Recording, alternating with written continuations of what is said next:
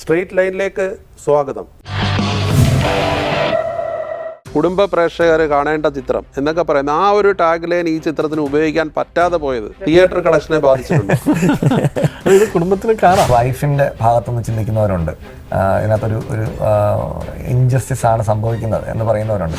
എത്ര സൗഹൃദം ഉണ്ടെങ്കിലും പഴയ ഒരു കാമുകിയെ വീട്ടിലേക്ക് വിളിച്ചോണ്ട് വരുന്ന ഒരുപാട് ഇഷ്ടപ്പെടില്ലായിരിക്കും. എനിക്കൊന്ന് ആ മിസ്സിങ്ങോടെ ജീവിക്കുന്ന ഒരുപാട് പേര് കാണുമായിരിക്കും.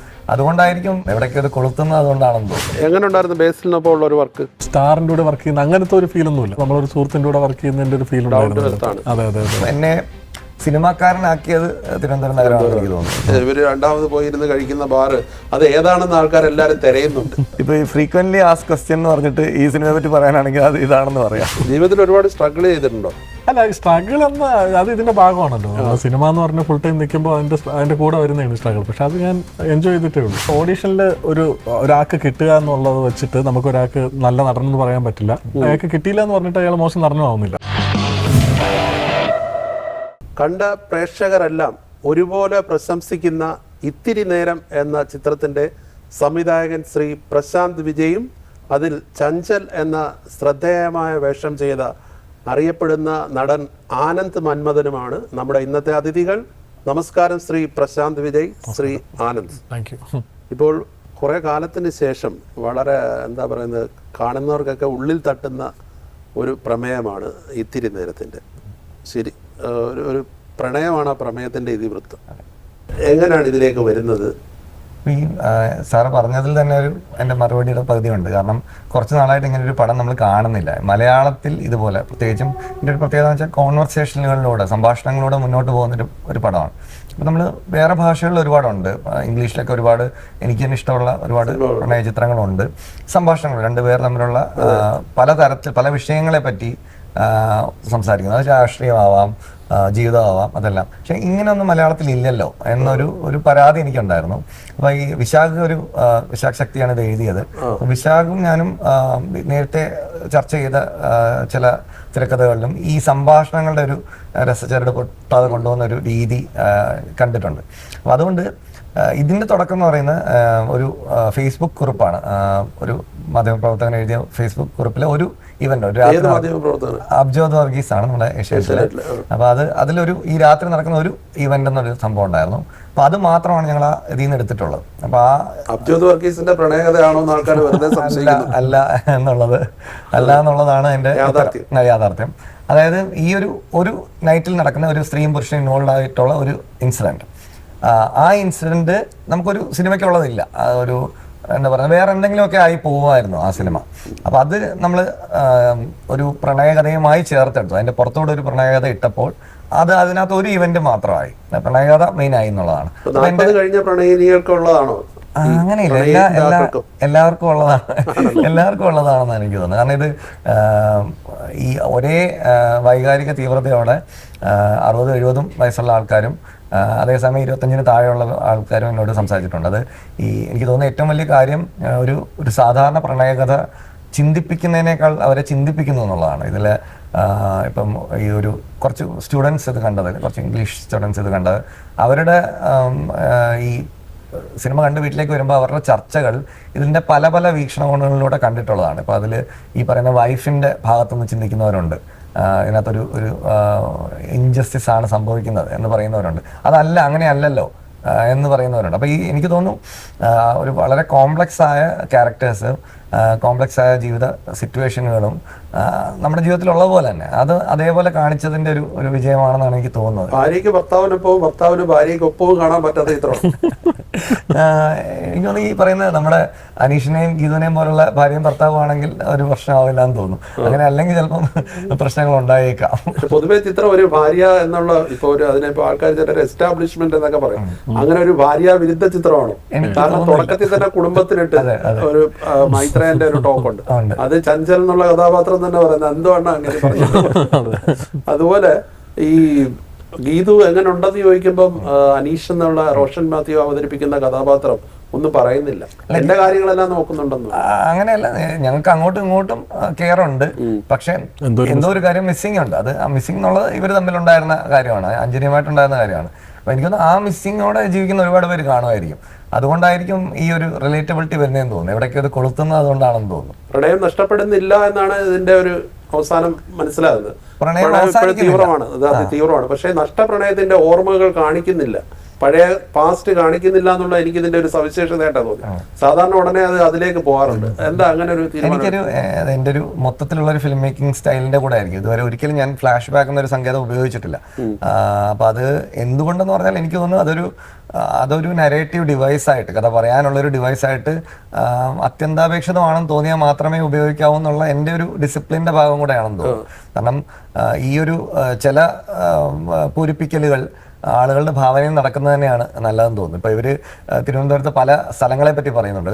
എന്താണ് ഹനുമാൻ കോവിലിന്റെ സൈഡിലും പബ്ലിക് ലൈബ്രറി എന്നൊക്കെ പറയുമ്പോൾ ഈ ഒരുപാട് പേർക്ക് ഓർമ്മകളുണ്ട് ഇതിന്റെ. അപ്പൊ അവരുടെ മുഖങ്ങളും അവരുടെ പാസ്റ്റുമാണ് ഇതിനകത്ത് ഫില്ല് ചെയ്യുന്നത്. അങ്ങനെ ഒരു ചാൻസ് നമ്മളൊരു ഫ്ലാഷ് ബാക്ക് കൊടുത്തിരുന്നെങ്കിൽ പോകും എന്നാണ് എനിക്ക് തോന്നുന്നത്. അതിനേക്കാളും ശക്തമായ ഒരു പ്രോസസ്സ്, കുറച്ചും കൂടെ പ്രേക്ഷകന്റെയും കൂടെ ഇൻവോൾവ്മെന്റ് ഉള്ള ഒരു പ്രോസസ്സ് നടക്കുന്നത് നമ്മളത് കാണിക്കാതിരിക്കുമ്പോഴാണെന്ന് എനിക്ക് പൊതുവെ എൻ്റെ ഒരു ധാരണയാണ്. തിരുവനന്തപുരം നഗരം ഇതിലൊരു കഥാപാത്രമാണ്. അതെ. അത് വസ്തു താങ്കൾ തിരുവനന്തപുരത്തുകാരനാണോ? ഞാൻ എനിക്ക് 90കളുടെ ആദ്യം തൊട്ട് തിരുവനന്തപുരത്തുകാരനാണെന്ന് പറയാം. ഞാനൊരു തിരുവനന്തപുരത്തുകാരനായിട്ടാണ് ഐഡന്റിഫൈ ചെയ്യുന്നത്. ഈ പറഞ്ഞ പേരുകളൊക്കെ കൊല്ലത്തും ചവറയിലൊക്കെ ആണെങ്കിലും തിരുവനന്തപുരമാണ് എൻ്റെ ഒരു നഗരമായിട്ട് ഞാൻ കണക്കാക്കുന്നത്. പഠിക്കാൻ വന്നതാണ്. അച്ഛനും അമ്മയും ജോലിയായിട്ട് ഇവിടെ സെറ്റിൽ ആവുകയായിരുന്നു. പിന്നെ എൻ്റെ പഠിത്തത്തിൻ്റെയും മേജർ ഭാഗം ഇവിടെ തന്നെയായിരുന്നു. ഡിഗ്രി വരെ ഇവിടെ തന്നെയായിരുന്നു. അത് കഴിഞ്ഞിട്ടാണ് ഇന്ത്യയിലെ പല ഭാഗങ്ങളിലോട്ട് പോകുന്നത്. പിന്നെ ഒരു 2020 തൊട്ട് തിരിച്ചു വന്നു. അപ്പോൾ ഒരു ഈ ഒന്നുമല്ലെങ്കിലും എന്നെ സിനിമാക്കാരനാക്കിയത് തിരുവനന്തപുരം നഗരമാണെന്ന് എനിക്ക് തോന്നുന്നു. ഇവിടുത്തെ സിനിമയുടെ ഒരു അന്തരീക്ഷമാണ് അന്ന് തോന്നുന്നു. ആനന്ദ് തനി തിരുവനന്തപുരത്തുകാരനാണ്. എനിക്ക് തോന്നുന്നു തിരുമലയാണ് വീട്. ആനന്ദ് സിനിമ ഒരു പാഷനായിട്ട് കൊണ്ട് നടന്ന് ഇതിലേക്ക് വന്ന ഒരാളാണ്. എനിക്ക് ഇപ്പം ഏറ്റവും ഒടുവിൽ കണ്ട ജയ ജയ ജയ ഹേ ബേസിലിന്റെ, അതുപോലെ തന്നെ പൊന്മാൻ, ഇതിലൊക്കെ വളരെ ശ്രദ്ധേയമായ വേഷങ്ങളാണ്. നടനാവുക എന്നുള്ളത് തന്നെയാണോ ജീവിതത്തിലെ ഏറ്റവും വലിയ ആഗ്രഹം? അതെ, എൻ്റെ ആദ്യത്തെയും ഏറ്റവും വലിയ ആഗ്രഹവും നടനാവുക എന്നുള്ളത് തന്നെയായിരുന്നു. അതെനിക്ക് മനസ്സിലാവാൻ കുറച്ച് സമയം എടുത്തതേ ഉള്ളൂ. ഈ പറഞ്ഞൊരു ഞാൻ MBA ഒക്കെ കഴിഞ്ഞിട്ടൊരു ജോലിക്ക് പോയി കഴിഞ്ഞതിന് ശേഷമാണ്. അപ്പോഴും ആഗ്രഹമുണ്ട്, അപ്പോഴും ഓഡീഷൻസിനൊക്കെ അയക്കുന്നുണ്ട്. അപ്പം അതൊരു സിനിമ കിട്ടിയാൽ കൊള്ളാമെന്നുള്ളതായിരുന്നു. പക്ഷെ ഒരു ജോലിക്ക് കയറി കഴിഞ്ഞപ്പോഴാണ് എനിക്ക് മനസ്സിലായത് എനിക്കത് പറ്റില്ല. സിനിമ തന്നെയാണ് എൻ്റെ, അഭിനയമാണ് എൻ്റെ ലക്ഷ്യം, അല്ലെങ്കിൽ അത് മാത്രമേ എന്നെ കൊണ്ട് പറ്റത്തുള്ളൂ എന്നുള്ള മനസ്സിലായത് ഒരു ജോലി കയറി കഴിഞ്ഞതിന് ശേഷമാണ്. എന്നുള്ള സിനിമയിലേക്ക് എങ്ങനെ വരുന്നത്? അതിന് മുമ്പ് ഏതാനും ചിത്രങ്ങൾ അഭിനയിച്ചിട്ടുണ്ട്. അതെ. ജയഹേ എന്നുള്ള സിനിമ എന്ന് പറയുന്നത് ഞാൻ വിപിൻ ദാസ് എന്ന് പറഞ്ഞ ഡയറക്ടർ നമ്മുടെ നാട്ടുകാരൻ തന്നെയാണ്. തിരുമലയുള്ള ആൾ തന്നെയായിരുന്നു. പുള്ളി പലയിടത്തും താമസിച്ചിട്ടുണ്ട്, തിരുമലയും താമസിച്ചിട്ടുണ്ട്. അപ്പം നമുക്ക് അങ്ങനെ അറിയാം. ആ പുള്ളിയുടെ ഞാൻ മുമ്പ് ചെറിയ വർക്കുകളൊക്കെ ചെയ്തിട്ടുണ്ട്. പിന്നെ പുള്ളിയുടെ തന്നെ മുമ്പിലത്തെ ഒരു സിനിമ ഞാൻ ചെയ്തു, അന്താക്ഷരി എന്ന് പറഞ്ഞ ഒരു സിനിമയിൽ ഞാൻ ചെറിയൊരു ഭാഗമായിട്ടുണ്ട്. അപ്പൊ അതിൽ നിന്നൊക്കെയുള്ള കണക്ഷൻ വെച്ചിട്ടാണ് പുള്ളി എന്നെ വിളിച്ചത് റോളിലോട്ട്. അപ്പൊ അങ്ങനെയാണ് ആ സിനിമയിലോട്ട് എത്തപ്പെട്ടത്. അതാണ് എന്റെ ജീവിതത്തിലെ ആദ്യത്തെ ബ്രേക്ക്. അത് കഴിഞ്ഞ് പൊന്മാൻ അതിനെക്കാട്ടി കുറെ കൂടെ ശ്രദ്ധേയമായി. അതെ, രണ്ടും ബേസിലിന്റെ പടമായിരുന്നു എന്നുള്ളത് ഒരു സന്തോഷം. ബേസിലിനൊപ്പം ഉള്ള ഒരു വർക്ക് ഭയങ്കര രസമുള്ള വർക്കായിരുന്നു. കാരണം നമുക്ക് വേറെ ഇപ്പൊ വലിയൊരു ആക്ടർ ഈ പറഞ്ഞ സ്റ്റാറിന്റെ കൂടെ വർക്ക് ചെയ്യുന്ന അങ്ങനത്തെ ഒരു ഫീൽ ഒന്നുമില്ല. നമുക്ക് അറിയാവുന്ന ഒരാളോട് നമ്മളൊരു സുഹൃത്തിന്റെ കൂടെ വർക്ക് ചെയ്യുന്നതിന്റെ ഒരു ഫീൽ ഉണ്ടായിരുന്നു. അതെ. അങ്ങനെയാണ് ഈ സിനിമയിലെ ആനന്ദിന്റെ കഥാപാത്രത്തിന്റെ പേര് ചഞ്ചൽ എന്നാണ്. ഞാനതിനെ നേരത്തെ ഡയറക്ടറോട് ചോദിക്കായിരുന്നു, ഇത് നിച്ചൽ കിലിക്കം എന്നുള്ള സിനിമയിലെ ജഗതിയുടെ കഥാപാത്രമായിട്ട് അത് മാത്രമല്ല, പിന്നെ ആനന്ദ് ഇതുവരെ അവതരിപ്പിച്ച ചിത്രങ്ങളുമായിട്ട് നോക്കുമ്പോൾ കുറെ കൂടെ ഒരു ഹ്യൂമർ, ഒരു വളരെ ഒരു തനി ഒരു എന്താ ഹാസ്യം അതിൻ്റെ അത് വരുന്നുണ്ട്. അത് ഒരു വലിയൊരു ആക്ടറുടെ ഒരു വലിയ ഡിഫറൻസ് ആണ്. ഈ സിനിമ ഇതിനു മുമ്പ് വന്ന സിനിമ, ഇപ്പൊ പൊന്മാനി തന്നെ ആദ്യം ഒരു വലിയ വില്ലനി പോലെ വന്ന് പിന്നെ ഒരു സഹോദരന്റെ ഒരു നിസ്സഹായതയിലേക്ക് പോകുന്നുണ്ട്. ജയഹേലും അതുണ്ട്. പക്ഷെ ഈ ചഞ്ചൽ എന്ന് പറയുന്ന കഥാപാത്രം എനിക്ക് തോന്നുന്നത് അത് ഡയറക്ടറുടെ ഒരു മിടുക്കാണ്. നിങ്ങളിലുള്ള ഒളിഞ്ഞിരിക്കുന്ന ഒരു ഹാസ്യ ഹ്യൂമർ പുറത്തു കൊണ്ടുവന്നു. അതിനെ എങ്ങനെ കാണുന്നു? ആക്ച്വലി ഞാൻ ഹ്യൂമർ ചെയ്തിട്ടാണ് പരിപാടി തുടങ്ങിയത്. ഈ സിനിമയിലൊക്കെ ആദ്യത്തെ സിനിമയായാലും രണ്ടാമത്തെ സിനിമയിലൊക്കെ ഹ്യൂമർ സാധനങ്ങളായിരിക്കും. അല്ല, അതായിരുന്നു. പക്ഷെ ഈ ശ്രദ്ധിക്കപ്പെട്ടത് ഈ ജയ്ഹിയും പൊന്മാനും ആവുകൊണ്ട് ആൾക്കാർ അങ്ങനത്തെ ഒരു ഇതിലാണ് കണ്ടത്. പക്ഷെ എനിക്ക് എപ്പോഴും ഹ്യൂമർ ചെയ്യാൻ ഭയങ്കര താല്പര്യമുള്ള ആളാണ്. ഈ പറഞ്ഞ പോലെ നമ്മൾ കണ്ടു വളർന്നതൊക്കെ ഈ 90s ഈ പറഞ്ഞ പോലെ നമ്മളെപ്പോഴും ഉച്ചപ്പടങ്ങൾ എന്ന് പറഞ്ഞ് കാണുന്ന സിനിമകളിലായാലും ജഗദീഷായാലും സിദ്ദിഖിൻ്റെയൊക്കെ ആയാലും പടങ്ങളൊക്കെ കണ്ടിട്ടാണ് നമ്മൾ വളർന്നിട്ടുള്ളത്. അപ്പൊ അവരുടെ കോമഡി കണ്ടിട്ട് നമ്മൾ ഇതിൻ്റെ അകത്തോട്ട് വരണമെന്ന് ആഗ്രഹിച്ചത്. അപ്പൊ ആദ്യം എൻ്റെ വരവെന്ന് പറയുന്നത് സ്കിറ്റൊക്കെ ചെയ്തിട്ടായിരുന്നു. സ്കൂളിലും ഇതിലൊക്കെ സ്കിറ്റ്, മോണോ ആക്ട്, മിമിക്രി, ഉത്സവപ്പറമ്പിൽ സ്കിറ്റ്, നമ്മുടെ വീട്ടിൻ്റെ അടുത്തുള്ള ഉത്സവപ്പറമ്പിൽ സ്കിറ്റൊക്കെ ചെയ്ത് അങ്ങനെയാണ് ഇതിൻ്റെ അകത്തോട്ട് വരുന്നത്. അപ്പോഴും അതായിരുന്നു ആദ്യം ഉണ്ടായിരുന്നത്. അങ്ങനെ മാറിയതാണ്. പക്ഷെ അപ്പോഴും ഇപ്പൊ സാറ് പറഞ്ഞതിൽ ഭയങ്കര സന്തോഷമുണ്ട്. അപ്പം കാരണം സാർ ആ ഇതേ കണ്ടിട്ടുള്ളൂ, എൻ്റെ ആ 2 പെർഫോമൻസസ് ആണ് സാറ് ശ്രദ്ധിച്ചിട്ടുള്ളത്. അപ്പൊ എനിക്ക് ഇങ്ങനെയുള്ള എല്ലാ തരത്തിലുള്ള വേഷങ്ങളും ചെയ്യണം എന്നുള്ളത് ഭയങ്കര ആഗ്രഹമുള്ളതാണ്. അപ്പൊ സാറ് പറഞ്ഞു കേൾക്കുമ്പോൾ അത് ഭയങ്കര സന്തോഷമുണ്ട്. ഒരു നടന്റെ ആഗ്രഹം ഏത് വ്യത്യസ്ത കഥാപാത്രങ്ങൾ ചെയ്യാന്നുള്ളതാണ്. അതിലേക്ക് നല്ലൊരു മാറ്റം വന്ന ഒരു ചിത്രമാണ്. അതെ അതെ, ഉറപ്പായിട്ടും. ഇത് എനിക്ക് തോന്നുന്നു ആൾക്കാർ കൂടുതൽ ശ്രദ്ധിക്കാൻ പോകുന്ന ഒരു കോമിക് ക്യാരക്ടർ ഇതായിരിക്കും. അതെ അതെ അല്ല, ഈ സിനിമയുടെ ഏറ്റവും വലിയൊരു പ്രത്യേകത എന്ന് പറയുന്നത് ഇതിലിപ്പോ റോഷൻ മാത്യു, മറ്റേ സിറൻ ഷിഹാബ്, നന്ദു, നമ്മുടെ ആനന്ദ്, ഈ 4 കഥാപാത്രങ്ങളെ വളരെ ഒരു 4 സ്ട്രോങ് ക്യാരക്ടേഴ്സ് ആണ്. അതിൽ ഒന്നിനൊന്നും ഇപ്പൊ നന്ദു എന്ന് പറയുന്ന ഒരു സീസൺഡ് ആക്ടറാണ്. അദ്ദേഹം ചെയ്തിട്ടുള്ള ഇപ്പം എനിക്ക് തോന്നുന്നു അടൂരിന്റെ 4 പെണ്ണുങ്ങളിലൊക്കെ ഉള്ള സിനിമയൊക്കെ കഴിഞ്ഞാൽ വളരെ വ്യത്യസ്തമായിട്ട് ചെയ്യാൻ പറ്റിയ ഒരു വേഷമായിരുന്നു. എങ്ങനെ ഉണ്ടായിരുന്നു ഈ 4 പേരെ മാനേജ് ചെയ്യുന്നത്? മാനേജ് ചെയ്യുന്നതിനേക്കാളും ഈ പറഞ്ഞ വലിയൊരു ഭാഗ്യമായിരുന്നു ഇവരെ 4 പേരെയും കിട്ടിയെന്ന് വെച്ചാൽ. ഇത് പലതിലും പല ഓപ്ഷൻസും ഒക്കെ നോക്കിയിട്ടുണ്ട്. ഫൈനലി ഇവരെയാണ് കിട്ടിയെന്നുള്ളത് എനിക്ക് വലിയ ഭാഗ്യമായിട്ട് തോന്നുന്നത്. ഈ സിനിമ ഇതാക്കുന്നതിൽ ഇവർ തന്നെയാണ് വലിയൊരു പങ്ക് വഹിച്ചിട്ടുള്ളത്. റോഷൻ ആദ്യമേ ഞങ്ങൾക്ക് താല്പര്യമുള്ള ആളായിരുന്നു. ജിയോ ബേബിയിലൂടെ ഈ പ്രോജക്റ്റ് തുടങ്ങുമ്പം റോഷനെ ഞങ്ങൾ അപ്രോച്ച് ചെയ്തു. റോഷൻ സമ്മതിക്കുന്നു. പിന്നെ എനിക്കൊന്ന് ആനന്ദാണ് ആവുന്നത്. ആനന്ദം ഈ പറഞ്ഞ നേരത്തെ കുറച്ച് വർക്കുകളൊക്കെ ഉണ്ട്. അന്ന് ഇതൊന്നും ഇല്ല, ജെ ഹേ ഉണ്ടെന്ന് തോന്നുന്നു. അപ്പോൾ അത് കണ്ടിട്ട് ഇഷ്ടപ്പെട്ട് വീഡിയോസ് ഒക്കെയാണ് കണ്ടത്. അല്ലാതെ ഫേസ്ബുക്കിലും യൂട്യൂബിലും ഒക്കെ ഉള്ള ഫേസ്ബുക്ക് അതാണ് കണ്ടത്. പിന്നെ എനിക്ക് തോന്നുന്നു 1-2 ഓപ്ഷനിലൂടെ കടന്നു പോയിട്ട് സെറിൻ, അത് ആട്ടത്തിന്റെ ഒരു അതിന് മുമ്പ്, ആട്ടമൊക്കെ ഇറങ്ങുന്നതിന് മുമ്പാണ് ഞാൻ ആട്ടത്തിന്റെ ഒരു ഇൻഡസ്ട്രി സ്ക്രീനിങ് കണ്ടിട്ടാണ് ഞാൻ നോട്ട് ചെയ്തിട്ട് അതിന്റെ സംവിധായകൻ ആനന്ദകൃഷി വഴി കോണ്ടാക്ട് ചെയ്യുന്നത്. പിന്നെ നന്ദുചേട്ടനും വേറൊരു ഓപ്ഷൻ ഉണ്ടായിരുന്നു. അങ്ങനെ ഒരു ഡേറ്റ് ക്ലാഷ് വന്നപ്പോൾ ഞങ്ങൾ നന്ദുചേട്ടനെ വിളിക്കുമായിരുന്നു. അപ്പോൾ അതും ഇതെല്ലാം പെർഫെക്റ്റ് ആയിരുന്നു എന്ന് ഇപ്പം ഈ കാണുമ്പോൾ എനിക്ക് ഉറപ്പാണ്. അതിനകത്ത് വേറെ ഒരു ഓപ്ഷനും ശരിയാവില്ലായിരുന്നു എന്നുള്ളത്. നന്ദുചേട്ടനൊക്കെ പ്രത്യേകിച്ച് എനിക്ക് തോന്നുന്നത് ആ സമയത്തുള്ളൊരു ലുക്ക് ഉണ്ടായിരുന്നു. അപ്പോൾ ഇതിലൊരു വളരെ യുണീക്ക് ആയിട്ടുള്ളൊരു വ്യത്യസ്തമായിട്ടുള്ള ലുക്കാണ്. അതൊക്കെ ഒരു ഭാഗ്യം കൊണ്ട് ആ ഒരു സമയത്തിൻ്റെ ഇതുകൊണ്ട് കിട്ടി എന്നുള്ളത് ഇതുണ്ട്. പിന്നെ മാനേജ് ചെയ്യാന്ന് പറയുമ്പം ഓരോരുത്തരും ഓരോ ശൈലികളായിരുന്നു. എനിക്കൊന്ന് റോഷനും സാറിനും ആ ഒരു നാടകത്തിന്റെ ഒരു ബാക്കിംഗ് ഉണ്ടായിരുന്നു, പശ്ചാത്തലം ഉണ്ടായതുകൊണ്ട് അവർക്ക് ഈ റിഹേഴ്സൽ, വർക്ക്ഷോപ്പ് അതുപോലുള്ള കാര്യങ്ങൾ ഭയങ്കര താല്പര്യമായിരുന്നു. ഈ ക്യാരക്ടേഴ്സിൽ പൂർണ്ണമായി ഈ ക്യാരക്ടേഴ്സ് ആവാനും അതിൻ്റെ ഈ സെക്കൻഡ് ഹാഫിൽ വരുന്ന ഒരു ഫിസിക്കലായിട്ട് ഇൻവോൾവ് ആവേണ്ട സീനുകളുണ്ടല്ലോ, അതെല്ലാം നമുക്കൊന്ന് ട്രൈ ഔട്ട് ചെയ്തിട്ട് നമുക്കൊരു തീർച്ച വരാനായിട്ട് ആ ഒരു 3-4 ദിവസത്തെ ഒരു പ്രോസസ്സ് സഹായിച്ചു. ഷൂട്ടിന് മുമ്പ് ഞങ്ങൾ ചെയ്ത റിഹേഴ്സൽ പോലെ പ്രോസസ്സ്. ആനന്ദിനും നന്ദുചേട്ടനും ഒരു ടേബിൾ റീഡ് പോലെ ഒരു സ്ക്രിപ്റ്റ് വായിക്കുന്ന ഒരു പ്രോസസ്സായിരുന്നു. അപ്പോൾ അതിലൂടെയാണ് ഈ ഞാനും വിശാഖും ശരിക്കും പറഞ്ഞാൽ വരത്തന്മാരാണ് വിശാഖാണ് എഴുതിയത്. അപ്പം ഞങ്ങളുടെ 2 പേരുടെയും ഈ തിരുവനന്തപുരം സ്ലാങ്ങുകളിലുള്ള തിരുത്തുകൾ നടത്തിയത് പ്രത്യേകിച്ചും നന്ദുചേട്ടനാണ്. ഇങ്ങനെ ഒരു വാക്ക് ഇവിടെ ഇല്ല, അതിന് പകരം ഇതാണ് വേണ്ടത് എന്നൊക്കെയുള്ള. അപ്പോൾ അത് ഇവരുടെ ക്യാരക്ടേഴ്സിലായാലും ജിയോ ബേബി ചെയ്യുന്ന തിരുവനന്തപുരം സനൽ എന്നുള്ള ഓട്ടോ ഡ്രൈവർ ആയാലും അതെല്ലാം ആ ഡയലോഗിലൊക്കെ ഒരു പോളിഷ് വരുത്താൻ നന്ദുചേട്ടൻ സഹായിച്ചിട്ടുണ്ട്. പിന്നെ ഈ അല്ലാതെ തന്നെ കൈകാര്യം ചെയ്യുമ്പോൾ കുറച്ചും കൂടെ ഒരു നാടകം പോലത്തെ ടെക്നിക്കുകളാണ് ഇവർക്ക് വേണ്ടത്, റോഷനും സാറിനും വേണ്ടത്. കാരണം ഓപ്പോസിറ്റ് അവർ റിയൽ ആൾ തന്നെ നിന്ന് പെർഫോം ചെയ്യുക, അങ്ങനെയൊക്കെയുള്ള കാര്യങ്ങളുണ്ട്. പക്ഷേ നന്ദുചേട്ടൻ അതൊന്നും ആവശ്യമില്ല. നന്ദുചേട്ടൻ മറ്റേ പഴയ സിനിമയിൽ നിന്ന് വരുന്നത് കൊണ്ട് ജസ്റ്റ് എന്തൊക്കെയാണെന്ന് പറഞ്ഞാൽ കറക്റ്റ് അതിന്റെ റിയാക്ഷൻസ് കൊടുക്കുകയും അതേ ഡയലോഗുകൾ പറയുകയും ഒക്കെ ചെയ്തോളൂ. അതുപോലെ ഈ കഥാപാത്രങ്ങൾ തമ്മിലുള്ള ഒരു ബന്ധത്തിന്റെ ഒരു ആഴം, അത് ആ നന്ദുവിന്റെ അവസാനത്തെ ഒരു ഡയലോഗ് തന്നെ ഉണ്ടല്ലോ, അനിയ എന്ന് പറഞ്ഞ് വിളിച്ചിട്ട് അതുവരെ അനീഷണ്ണ എന്ന് വിളിക്കുന്നു. അതൊക്കെ ഈ എല്ലാ കഥാപാത്രങ്ങൾക്കും ഇടയിൽ ഒരു ബന്ധമുണ്ട്. അതേസമയം ആനന്ദിന്റെ കഥാപാത്രവും ഈ ബന്ധമാണുള്ളത് ഭയങ്കര. ഇത് എന്നാൽ ഇപ്പോഴത്തെ കാലഘട്ടത്തിലുള്ള ഒരു യുവാവിന്റെ മനസ്സിൽ തോന്നാവുന്ന എല്ലാ ഇതും അതിൻ്റെ അകത്തുണ്ട്. ഇപ്പൊ തുണ്ടുപടം കാണുന്ന കാര്യം അടക്കം എല്ലാം ഉണ്ട്. ഈ മൈത്രേനെ എന്തിനാണ് ഇതിൻ്റെ അകത്തേക്ക് കൊണ്ടുവന്നത്? മൈത്രേനെ കൊണ്ട് 1-2 റീസൺസ് ഉണ്ട്. ഈ ഒന്നെന്ന് വെച്ചാൽ ഈ നമ്മൾ ആദ്യം കേട്ട് തുടങ്ങുന്ന ശബ്ദം നമുക്ക് പരിചിതമായ ഒരു ശബ്ദമാണ്.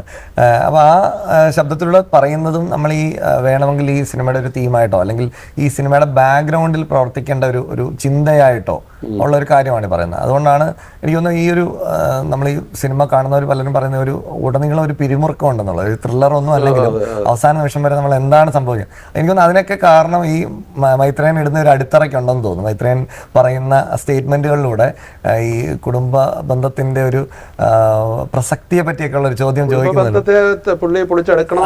അതെ, അപ്പൊ ആ ഒരു പൊളിച്ചെടുക്കപ്പെടൽ ഇവിടെ നടക്കുമോ എന്നൊക്കെ നമ്മുടെ മനസ്സിന്റെ പുറയിൽ പ്രവർത്തിക്കുന്നുണ്ടെന്ന്. അതാണ് ഒരു കാര്യം. രണ്ടാമത്തെ കാര്യം എന്ന് വെച്ചാൽ ഈ ഒരു മാധ്യമപ്രവർത്തകന്റെ ഒരു സ്ട്രഗിൾ എന്നുള്ളത് കാണിക്കുക. ഈ ഒരു ഇങ്ങനെയുള്ള ഇന്റർവ്യൂകൾ വെച്ചിട്ട് മുന്നോട്ട് പോകാൻ പറ്റുമോ എന്നുള്ളത് പല സമയത്ത് അയാൾ നേരിടേണ്ടി വരുന്ന ഒരു ചോദ്യമാണ്. അപ്പൊ പിന്നെ അതൊരു കൂടുതൽ പിന്നെ പോകുന്നില്ല. ഇല്ല അത് എനിക്കൊന്ന് കുറച്ചും കൂടെ ആ കഥാപാത്രത്തിന്റെ ഒരു ഉള്ളിൽ പ്രവർത്തിക്കുന്ന ഒരു ഫാക്ടറാണത്. കാരണം ഈ പറയുന്ന ചഞ്ചലിന്റെ ക്യാരക്ടർ പിന്നെ ചോദിക്കുന്നത്, നിങ്ങൾ അത് സംസാരിച്ചല്ലോ, നിങ്ങൾക്കത് സ്വന്തം ജീവിതത്തിൽ അത് വരുമ്പോൾ അക്സെപ്റ്റ് ചെയ്യാനുള്ള നട്ടല്ലില്ലല്ലോ.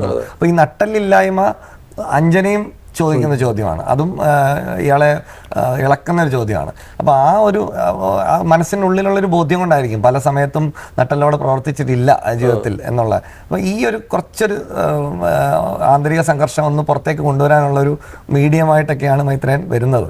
പക്ഷേ ഈ സാധാരണ നമ്മളൊരു സിനിമ എടുക്കുമ്പോൾ അല്ലെ, സിനിമ പൊതുവെ ഒരു പബ്ലിസിറ്റി ഒക്കെ വരുമ്പോൾ കുടുംബത്തോടെ കാണാൻ പറ്റുന്ന ചിത്രം, കുടുംബ പ്രേക്ഷകർ കാണേണ്ട ചിത്രം എന്നൊക്കെ പറയുന്ന ആ ഒരു ടാഗ് ലൈൻ ഈ ചിത്രത്തിന് ഉപയോഗിക്കാൻ പറ്റാതെ പോയത് തിയേറ്റർ കളക്ഷനെ ബാധിച്ചിട്ടുണ്ട്.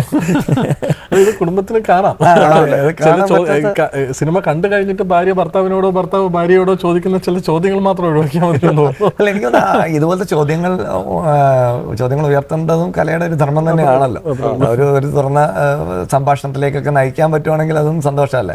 താങ്കൾ തന്നെ ഇട്ട ഒരു പോസ്റ്റ് പറയുന്നുണ്ട്, ഈ സിനിമ കണ്ടിട്ട് കുടുംബത്തിൽ എന്തെങ്കിലും കുലുക്കങ്ങളോ ഇളക്കങ്ങളോ ഉണ്ടായാൽ കമ്പനി ഉത്തരവാദിയായിരിക്കില്ല. അങ്ങനെ പറഞ്ഞ ഒന്ന് രണ്ട് പേരുടെ ഭാഗത്ത് നിന്ന് അങ്ങനെ ഒരു കമന്റ് വന്നപ്പോൾ ഇങ്ങനെ ഒരു പോസിബിലിറ്റി ഉണ്ടല്ലോ, അതൊരു തമാശ എന്നുള്ള രീതിയിലേ ഉദ്ദേശിച്ചുള്ളൂ. കാരണം ഈ പറഞ്ഞ പോലെ നമ്മൾ ഈ മൂടി വെക്കുന്ന കാര്യങ്ങൾ പുറത്തു വരുന്നതിലൊരു എന്താ പറയുന്നത്, ഒരു നീതി ഉണ്ടല്ലോ, കാലത്തിന്റെ കാവ്യനീതി എന്നൊക്കെ പറയുന്നത്. താങ്കൾ പ്രണയിച്ച് കല്യാണം കഴിച്ചാണ്? അതെ, ആണല്ലേ. അന്നേരം ഈ ഭാര്യയായിരിക്കും സിനിമയുടെ കഥ തന്നെ ഭാര്യയോട് ചർച്ച ചെയ്തിട്ടുണ്ട്. അതെ അതെ. അല്ല, അപ്പൊ അതൊക്കെയാണ് നമ്മളുടെ ചർച്ചകളിലൊക്കെ പാർട്ട്ണർ ആവുന്നുണ്ട്. അപ്പം അങ്ങനെ ഒരു ഇതിൽ ഈ പറയുന്ന ഒരു പൊളിറ്റിക്കൽ ഇൻകറക്റ്റ് ആയിട്ടോ അല്ലെങ്കിൽ ജെൻഡറിന് ഇൻസെൻസിറ്റീവ് ആയിട്ടോ ഒക്കെ ഒന്നുള്ള കാര്യങ്ങൾ കടന്നു വരുന്നില്ല എന്നൊക്കെയുള്ള ഒരു ഉറപ്പ് ഇങ്ങനെ പല ചർച്ചകളിൽ നിന്നും ഉണ്ടാവുന്നുണ്ട്. പക്ഷെ ഒരു വിമർശനത്തിന്റെ പേരിൽ പറയുകയാണെങ്കിൽ ഈ ഭാര്യ എന്നുള്ളത് ഒരു എന്താ പറയുന്നത്, ഇപ്പൊ എങ്ങനെയുണ്ട് ഗീതു എന്നുള്ള ചോദ്യത്തിന് എന്റെ കാര്യങ്ങളൊക്കെ നോക്കുന്നുണ്ട്, പക്ഷെ ഇപ്പോഴും എനിക്ക് ഇവരോട് കട്ട പ്രണയമാണ് എന്ന് പറയുന്നുണ്ട്. അന്നേരം ഭാര്യയ്ക്ക് ഒരു പ്രസക്തി ഇല്ല എന്നൊരു തോന്നൽ പൊതുവേ ഉണ്ടാവുന്നില്ലേ? ഇല്ല എന്നാണ് എൻ്റെ ഒരു ഡിഫൻസ് എന്ന് പറയുന്നത്. ഡിഫെൻഡ് ചെയ്യേണ്ട കാര്യമില്ല, ഓരോരുത്തരുടെ ഓരോ റീഡിംഗ് ആണ്. എന്നാൽ പോലും ഈ ഞങ്ങൾക്ക് വളരെ എളുപ്പത്തിൽ ചെയ്യാമായിരുന്ന ഒരു കാര്യം, ഇത് വളരെ ബ്ലാക്ക് ആൻഡ് വൈറ്റ് ആക്കായിരുന്നു. ഈ ഒരു അസംതൃപ്തമായ കുടുംബജീവിതം, അടുപ്പമില്ലാത്ത പങ്കാളി എന്നൊക്കെയുള്ള കാര്യങ്ങളിലേക്ക് പോകുമായിരുന്നു. അപ്പോൾ വളരെ ഈസി ആവുമായിരുന്നു ഈ കാര്യം. പക്ഷെ അത് ഇവർ തമ്മിൽ വളരെ ശക്തമായൊരു മൈത്രി, അതെന്ന് വെച്ചാൽ ഈ ആദ്യത്തെ സീനിൽ ഈ ഗീതുവിന് കിട്ടുന്ന സ്ക്രീൻ ടൈം വളരെ കുറവാണ്. അപ്പോൾ ആ ടൈമിനുള്ളിൽ ഞങ്ങൾ കാണിക്കാൻ നോക്കിയത് ഇവർ തമ്മിലുള്ള ഒരു ബോണ്ടിങ്, അവർ തമ്മിലുള്ള എനിക്കൊന്ന് ഏതൊരു ബന്ധത്തിന്, ഒരു സ്ത്രീ പുരുഷ ബന്ധത്തിന് അല്ല ഒരു വൈവാഹിക ബന്ധത്തിന് പോലും അതിനെ നിലനിർത്തുന്നത് ഒരു സൗഹൃദത്തിൻ്റെ ഒരു ഇതാണ്. സൗഹൃദം നഷ്ടപ്പെടുമ്പോഴാണ് ബന്ധങ്ങൾ അകലുന്നതെന്ന് എനിക്ക് തോന്നുന്നു. അപ്പോൾ ഇവർ തമ്മിലുള്ള അടിസ്ഥാനപരമായിട്ടുള്ള ഒരു സൗഹൃദമാണ് എന്നുള്ളതാണ് ഞങ്ങൾ ആ കുറഞ്ഞ സ്ക്രീൻ ടൈമിൽ എസ്റ്റാബ്ലിഷ് ചെയ്യാൻ നോക്കിയത്. അതുകൊണ്ടാണ് ഈ പാർട്ടിക്ക് പോകുമ്പോൾ ബഡ്ജറ്റ് കൂട്ടാൻ, അത് കറക്റ്റ് തോതിൽ നിർത്താൻ എല്ലാം. അതെ, അപ്പൊ അവർ തമ്മിലുള്ള ഇക്വേഷൻ നമ്മൾ എസ്റ്റാബ്ലിഷ് ചെയ്യാൻ നോക്കുക. അപ്പൊ അങ്ങനെയുള്ള ഒരു സൗഹൃദമുള്ള ആളുകളിൽ ഈ ഒരു ആളിന്റെ കടന്നു വരുമ്പോഴാണ് കാര്യങ്ങൾ കോംപ്ലിക്കേറ്റഡ് ആവുന്നത്. മറ്റേത് വളരെ സിമ്പിളായിട്ട് നമുക്ക് ഡീൽ ചെയ്യായിരുന്നു. അപ്പോൾ ഈ കോംപ്ലിക്കേഷൻ വരുന്നത് കൊണ്ടാണ് ഈ കഥാപാത്രങ്ങൾക്ക് ജീവൻ ഉണ്ടാവുന്നതും ഈ സിറ്റുവേഷൻസിന്റെ സങ്കീർണതയും പിരിമുറുക്കവും നമുക്ക് തോന്നുന്നു, നമുക്ക് റിലേറ്റബിൾ ആവുന്നത്. എത്ര സൗഹൃദം ഉണ്ടെങ്കിലും പഴയ ഒരു കാമുകിയെ വീട്ടിലേക്ക് വിളിച്ചോണ്ട് വരുന്ന ഒരുപാട് ഇഷ്ടപ്പെടില്ലായിരിക്കും. എനിക്ക് ഗീതുവിനെ സംബന്ധിച്ചിടത്തോളം എനിക്ക് മനസ്സിലായിട്ടുള്ള കാര്യം, ഗീതു ഓക്കെ പുള്ളി പാർട്ടിക്ക് പോവുകയാണ്, പാർട്ടിക്ക് പോയി, പിന്നെ പുള്ളിയെ വിളിക്കുകയോ ഒന്നുമില്ല, ഒരു മെസ്സേജ് പോലും അയക്കുന്നില്ല. ഭയങ്കര അണ്ടർസ്റ്റാൻഡിംഗ് ആയിട്ടുള്ള ഒരു ഭാര്യയാണ്. അങ്ങനെ ഒരു ഭാര്യയെ കിട്ടാൻ ഭയങ്കരമായിട്ട് നമുക്ക് എല്ലാവർക്കും ആഗ്രഹം ഉണ്ടാവും. ഈ സിനിമ കാണുമ്പോൾ പക്ഷേ ഈ 2 ബാറുകൾ ഇതിൽ കാണിക്കുന്നുണ്ട്. അതിൽ രണ്ടാമത് കാണിക്കുന്ന ബാറ്, ഇവര് രണ്ടാമത് പോയിരുന്ന് കഴിക്കുന്ന ബാറ്, അത് ഏതാണെന്ന് ആൾക്കാർ എല്ലാരും തിരയുന്നുണ്ട്. അത് പൂട്ടിപ്പോയ ബാറാണ്. എന്താണ് അതിന്റെ കഥ? ഇപ്പൊ ഈ ഫ്രീക്വന്റ്ലി ആസ്ക് ക്വസ്റ്റ്യൻ എന്ന് പറഞ്ഞിട്ട് ഈ സിനിമയെ പറ്റി പറയാനാണെങ്കിൽ അത് ഇതാണെന്ന് പറയാം. ഏത് ബാറാണെന്ന്, അത് ഇത് പങ്കജ് അല്ലേ എന്ന് ഉറപ്പിക്കലും ഒക്കെയാണ് ഞാനിപ്പോ. അത് പങ്കജാണ്, 2 ബാറും പങ്കജാണ്. പങ്കജാണെന്ന് പറയാം ഷൂട്ട് ചെയ്തത്. അപ്പോൾ ആദ്യത്തേതാണ് നമ്മൾ പങ്കജായിട്ട് എസ്റ്റാബ്ലിഷ്, അല്ല രണ്ടാമത്തെ റൂഫ് ടോപ്പാണ് നമ്മൾ പങ്കജായിട്ട് എസ്റ്റാബ്ലിഷ് ചെയ്യുന്നത്. അപ്പോൾ അതിന് കാരണം വെച്ചാൽ എനിക്ക് ഈ പറഞ്ഞ പോലെ നേരത്തെ പറഞ്ഞ പോലെ ഒരു സമ്പൂർണ്ണ തിരുവനന്തപുരം ചിത്രം, തിരുവനന്തപുരത്തിൻ്റെ ഒരു ഡോക്യുമെന്റേഷൻ ഇതിലോട്ട് വരണം എന്ന് എനിക്കുണ്ടായിരുന്നു. അപ്പോൾ അങ്ങനെ ഞാൻ തിരുവനന്തപുരത്തുള്ള എല്ലാ ബാറുകളും കയറി ഇറങ്ങിയിട്ടുണ്ട് ഇതിന്റെ ലൊക്കേഷൻ കണ്ടുപിടിക്കാനായിട്ട്. ലൊക്കേഷൻ കാണാൻ വേണ്ടി മാത്രമാണ്. എന്റെ കൂടെ ഉള്ളവരായിരുന്നു, എന്റെ കൂടെ വന്നവരായിരുന്നു അതിന്റെ ഫലങ്ങൾ അനുഭവിച്ചത്. ഞാൻ ലൊക്കേഷൻ കാണുന്നത് മാത്രമായിരുന്നു. അപ്പോൾ അങ്ങനെ എനിക്ക് MG റോഡിലെ ആ സ്ട്രെച്ചിൽ ഈ സെക്രട്ടേറിയറ്റോ അങ്ങനെ ആ MG റോഡ് വരാൻ പറ്റുന്നത്. അപ്പോൾ ഞാൻ SME സ്കൂളിൻ്റെ അവിടെ തൊട്ട് സൗത്ത് പാർക്ക് വരെ പല റൂഫ് ടോപ്പുകളും ഞങ്ങൾ കയറി ഇറങ്ങി, ബാറില്ലാന്നെങ്കിൽ സെറ്റ് ഇടാം എന്നുള്ള രീതിയിൽ. അങ്ങനെ ഞങ്ങൾ ആദ്യം പോയ സമയത്ത് പങ്കജ് കാണുക ഇഷ്ടപ്പെടും. ഞാൻ സെക്രട്ടേറിയറ്റിന്റെ വ്യൂ അവിടെ നിന്ന് വരുന്നതല്ല. പക്ഷെ അന്ന് പങ്കജ് ഫംഗ്ഷനിലാണ്. അപ്പോൾ ഓപ്പറേഷണലായ ഒരു സ്ഥലത്ത് ഞങ്ങൾ ഉപേക്ഷിച്ചു, എന്തായാലും നടക്കത്തില്ല. കുറച്ച് നാളും കൂടെ കഴിഞ്ഞ് ഞങ്ങൾ കുറച്ചൊരു ഡിലേ ഷൂട്ടിങ്ങിന് വന്നു കഴിഞ്ഞപ്പോഴത്തേനും ഞങ്ങൾ ഒരു ദിവസം അവിടെ ഇതുപോലെ നോക്കി പോയപ്പം പങ്കജിന് അവിടെ ലൈറ്റ് ഇല്ല. അപ്പോൾ അന്വേഷിച്ചപ്പം പങ്കജ് പൂട്ടി എന്നുള്ളത് പറഞ്ഞു. പിന്നെ അടുത്ത നീക്കം എങ്ങനെയെങ്കിലും ഇത് ഷൂട്ടിന് കിട്ടുക എന്നുള്ളതായിരുന്നു. അത് 1-2 വഴിയിലൂടെയൊക്കെ അത് ഉറപ്പിച്ചു. അങ്ങനെ അത് കിട്ടി എന്നുള്ളൊരു വലിയ ഭാഗ്യം. കാരണം ഞാൻ പിന്നെ ആലോചിച്ചപ്പോൾ ഇതിനകത്തൊരു വേറൊരു നമ്മുടെ ചരിത്രപരമായ ഒരു കൗതുകമുള്ളത്, ഇതിൽ വേറെ ഈ ചഞ്ചലും രാജനും ഇരിക്കുന്ന ഹോട്ടൽ ജാസിലാണ് ഞങ്ങൾ ഷൂട്ട് ചെയ്തത്. അപ്പോൾ ഈ മലയാള സിനിമയിൽ ഒരു കാലത്ത് വളരെ പ്രാധാന്യം ഉണ്ടായിരുന്ന 2 സ്ഥലങ്ങളാണ് ജാസും പങ്കജും. പങ്കജിലായിരുന്നു മമ്മൂട്ടി. അതെ. അപ്പം ഈ പറഞ്ഞ ഇന്റർവ്യൂ ചെയ്തിട്ടുണ്ട്. അപ്പോൾ ഒരുപാട് പേർക്ക് സ്ഥിരമായിട്ട് മുറികളുണ്ടായിരുന്നു. അപ്പോൾ ഈ 2 ഹോട്ടലുകളും ഒന്ന് അടയാളപ്പെടുത്താൻ പറ്റി എന്നുള്ളത് എനിക്കൊരു വലിയ തിരുവനന്തപുരം സിറ്റിയുടെ ഒരു അല്ലെ. അതുപോലെ തന്നെ ഹനുമാൻ കോവിലിന്റെ കാര്യം പറയുന്നുണ്ട്. പിന്നെ എപ്പോഴും പബ്ലിക് ലൈബ്രറി, അങ്ങനെ ഒരു തിരുവനന്തപുരത്തിന്റെ നമ്മുടെ ട്രെയിലറിൽ ആദ്യം കണ്ടപ്പോൾ ഒരുപാട് പേര് പറഞ്ഞു ഒരു രോമാഞ്ചം തോന്നുന്നു അത് കാണുമ്പോൾ. കാരണം അങ്ങനെയുള്ള ഈ മൈത്രേന്റെ കാര്യം പറഞ്ഞ പോലെ തന്നെ അതിനെ കുറിച്ച് പറയുന്നത് ഇപ്പോഴൊന്നും ആരെവിടെങ്കിലും പോകാറില്ല. അത് ഈ പുതിയ തലമുറയുടെ ഇതും പറയുന്നുണ്ട്. അതെ. പക്ഷെ ഞാൻ ഇന്നലെയും പോയായിരുന്നു. അവിടെ ഒരുപാട് പേര് സജീവമായിട്ട് പോകുന്നുണ്ട്. നല്ല പൈസയാവും. നല്ല പൈസ ഞാൻ നോക്കി. അതിന്റെ ഇപ്പോഴത്തെ ലൈബ്രറിന്റെ ഒരു ഫിലിം ഡയറക്ടറാണ്. ഇല്ല അതിന്റെ അളവൊന്നും തരത്തില്ല. തിരുവനന്തപുരം അങ്ങനെ ഒരു വളരെ ശക്തമായിട്ട് ഈ സിനിമ വരുന്നുണ്ട്. അല്ല ഞാൻ പറഞ്ഞു വന്നത് ഈ തിരുവനന്തപുരത്തെ റിയൽ കാര്യങ്ങൾ കാണിക്കുക. മൈത്രനെ കൊണ്ടുവന്ന ഒരു റിയൽ ലൈഫ് പേഴ്സണാലിറ്റിയെ കൊണ്ടുവരുമ്പോൾ വരുന്ന ഒരു റിയാലിറ്റി ഉണ്ട്. അതിനകത്ത് നമ്മൾ ഇത് ഫിക്ഷൻ അല്ല, ഇത് റിയാലിറ്റിയും കൂടെ കലർന്നതാണ്. അല്ലെങ്കിൽ അതുകൊണ്ടൊക്കെ ആയിരിക്കും ഒരു പക്ഷെ അബ്ജോദിനി ചോദ്യങ്ങൾ വരുന്നത്. അത്രയും ബാക്കിയെല്ലാം റിയൽ ആവുമ്പോൾ ഇതും റിയൽ ആണോ എന്നൊക്കെ സംശയം തോന്നുന്നത്. ഒന്നും കൂടെ പ്രഖ്യാപിക്കാൻ ഈ അവസരം ഉപയോഗിക്കാം. അതുപോലെ ജിയോ മാത്രമല്ല ഈ നമ്മളെ പഴയ സിനിമകളൊക്കെ കാണുമ്പോൾ ട്രിവാൻഡ്രത്തെ അവര് കാണിച്ചിട്ടുണ്ട്. അപ്പൊ നമുക്ക് പഴയ ട്രിവാൻഡ്രത്തെ കാണണമെങ്കിൽ ഇപ്പൊ സിനിമ മാത്രമേ പഴയ സിനിമകൾ കണ്ടാൽ പഴയ കവടിയാറും പഴയ സ്റ്റാച്ചു അതെ അതെ. അപ്പൊ എപ്പോഴും സിനിമ എന്ന് പറയുന്ന ഒരു ഡോക്യുമെന്റേഷൻ ആണെന്ന് തോന്നിയിട്ടുണ്ട്. അപ്പൊ ഈ സിനിമ കുറച്ചു കാലം കഴിയുമ്പോഴത്തേക്ക് ട്രിവാൻഡ്രം 2023-24 സമയത്ത് എങ്ങനെയായിരുന്നു എന്നുള്ളത് കാണാൻ വേണ്ടി ഇതിൽ തന്നെ നമ്മൾ ഷൂട്ട് ചെയ്ത പല സ്ഥലങ്ങളും മാറി തുടങ്ങി. ഒന്നും വേണ്ട, പബ്ലിക് ലൈബ്രറിയിൽ ഇപ്പൊ നമ്മുടെ ആ സീൻ അഞ്ജനയും അനീഷും കണ്ടുമുട്ടുന്ന സ്ഥലത്ത് ഒരു പുതിയ ആക്സസിബിലിറ്റി റാമ്പ് ഉണ്ടാക്കുവാണ്. അതായത് അടുത്ത ആഴ്ച മുന്നിൽ ആ സ്ഥലം അതല്ല എന്നുള്ളതാണ്. അതേപോലെ കന്യാകുമാരി ഞങ്ങൾ ഷൂട്ട് ചെയ്തതിനു ശേഷമാണ് മറ്റേ ഗ്ലാസ് ബ്രിഡ്ജ് വരുന്നത്. ഈ രണ്ടും ഷൂട്ട് ചെയ്തത് കുറച്ച് 24. ഈ സിനിമയിൽ ജിയോ ബേബി പ്രസൻസ് എന്ന് എഴുതി കാണിക്കുന്നുണ്ട്. അതെങ്ങനെ വന്നു? ഈ പ്രസൻസ് എന്നുള്ള പല പല കാരണങ്ങൾ കൊണ്ട് സാധാരണ വരാം.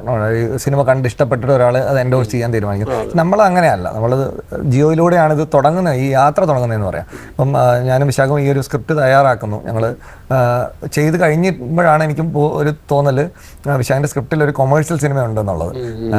വിശാഖിൻ്റെ ആദ്യത്തെ സ്ക്രിപ്റ്റാണ്. വിശാഖ് കുറച്ചും കൂടെ കൊമേഴ്ഷ്യൽ സിനിമ സെൻസിബിലിറ്റിയിൽ നിന്ന് വരുന്ന ഒരാളാണ്. ഞാൻ കുറച്ചും കൂടെ ഇപ്പുറത്ത് നിന്ന് വരുന്ന ടെക്നോപാർക്ക് ഇൻഫോസിസിൽ ഞങ്ങൾ ഒരുമിച്ച് ജോലി ചെയ്യുന്നത്. ഒരുമിച്ച് ഈ പറഞ്ഞ സിനിമാ മോഹവുമായിട്ട് നടക്കുന്ന 2 പേർ എന്നുള്ള രീതിയിലാണ് ഞങ്ങൾ കണ്ടുമുട്ടുന്നത്. എന്നിട്ട് ഇതിൻ്റെ കൊമേഴ്ഷ്യൽ സാധ്യത കണ്ടിട്ട് ഈ പ്രണയം, തമാശ, ഈ പറഞ്ഞൊരു പിരിമുറുക്കം നിലനിർത്തുന്നു. അതൊക്കെ കണ്ടിട്ട് ഞാൻ ജിയോ എടുത്ത് ഇതൊന്ന് ഒരു കൊമേഴ്ഷ്യൽ പ്രോജക്റ്റ് ആക്കാൻ എന്നെ ഒന്ന് ഹെൽപ്പ് ചെയ്യുമോ എന്ന് ചോദിച്ചു. അപ്പം ജിയോ അത് വായിച്ച് ഇഷ്ടപ്പെട്ടിട്ട് ജിയോ ചോദിക്കുന്നത് ഞങ്ങൾ പ്രൊഡ്യൂസ് ചെയ്യട്ടെ എന്നുള്ളതാണ്. അപ്പോൾ എനിക്ക് വലിയ സന്തോഷമായിരുന്നു. ഒരു പ്രൊഡ്യൂസറിന് വേണ്ടിയുള്ള അലച്ചിലാണല്ലോ ഏറ്റവും വലിയൊരു സ്ട്രഗിൾ. അപ്പോൾ അത് ഒന്ന് നടന്നു കിട്ടി. അപ്പം അങ്ങനെയാണ് ജിയോ ഇതാവുന്നത്. പിന്നെ ഈ പറയുന്ന പോലെ ജിയോയുടെ ആ ഒരു ഗുഡ് വിൽ, ജിയോയ്ക്കുള്ളൊരു ക്രെഡിബിലിറ്റി ജിയോ തന്നു എന്നുള്ളതാണ്. അപ്പൊ ഇത് സിനിമ കണ്ട് ഇഷ്ടപ്പെട്ട് തന്നെയാണെന്നാണ് എന്റെ ബോധ്യം. ജിയോ അതുപോലെ പുള്ളി അവതരിപ്പിക്കുന്ന കഥാപാത്രം തനി തിരുവനന്തപുരമാണ്. അതെ അതെ. അതുപോലെ അദ്ദേഹം ചോദിക്കുന്നുണ്ട് ഈ വാള വെക്കുമ്പോ ടെക്നോ പാർക്കിലാണോ അപ്പൊ അത് ഈ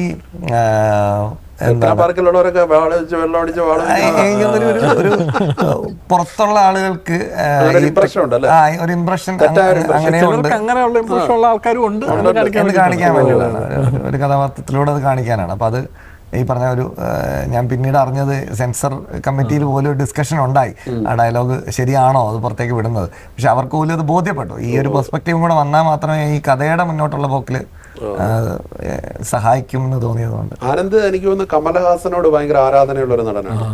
അത് ഒരു ഈ സിനിമയിലേക്ക് കൂടുതൽ സജീവമായി നിൽക്കാൻ പ്രേരിപ്പിച്ചിട്ടുള്ള കമലഹാസനോടുള്ള ഒരു എന്താ പറയുക. അല്ല, എനിക്ക് ആദ്യമായിട്ട് അഭിനയിക്കണം അല്ലെങ്കിൽ ഒരു ആക്ടർ ആവണം എന്ന് തോന്നിയത് കമലഹാസന്റെ നായകൻ എന്നുള്ള സിനിമ കണ്ടപ്പോഴാണ് എനിക്ക് തോന്നിയത്. അതുവരെ നമ്മൾ ഇത് സിനിമ എന്നുള്ളത് നമുക്കൊരു എന്റർടൈൻമെന്റ് ഫാക്ടർ എന്നുള്ളതിനപ്പുറം വേറെ ഒന്നും ഞാൻ കണ്ടിട്ടില്ല.